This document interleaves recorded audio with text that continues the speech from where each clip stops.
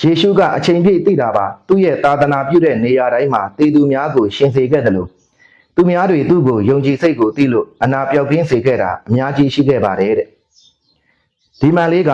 ဗုဒ္ဓ၏အလုံးစုံသိသောတပ်ပြညွတ်တဉာဏ်အကြောင်းပြောထားတဲ့ပိုထဲမှာလာမှန်ထားတာပါနော်ဦးစင်းကသူတစ်ပါးယုံကြည်ရာဘာသာကိုမတိုက်ခိုက်ဘူးတိုက်ခိုက်တတ်တဲ့အလေးအကျင့်လည်းမရှိဘူးသို့တော့ဦးစင်းတင်ထားတဲ့ပိုထဲမှာအခုလိုပောက်ကရတွေလာပြောပြီးဆိုရင်တော့တုတ်ပြန်တတ်တဲ့အလေးအကျင့်တော့ရှိတယ်နော်အခုလဲတုတ်ပြန်မှာဖြစ်တယ်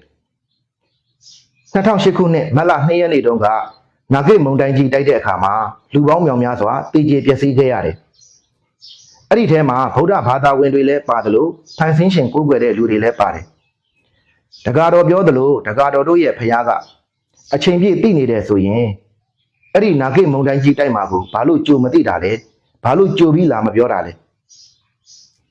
နောက်ပြီးဒီနှစ်မှာငလျင်အကြီးအကျယ်လှုပ်တဲ့အတွက်ကြောင့်လူပေါင်းမြောင်များစွာတည်ကြည်ပျက်စီးခဲ့ရတယ်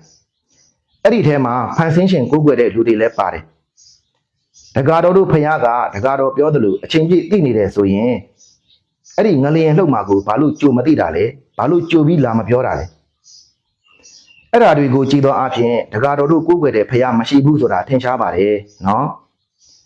မရှိလို့လည်းပဲရာဇဝင်ဆရာကြီး H.G. ဝဲက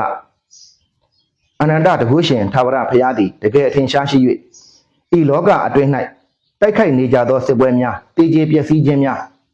စစ်နှင့်ပတ်သက်သောကြောက်လန့်ဖွယ်ရာများကို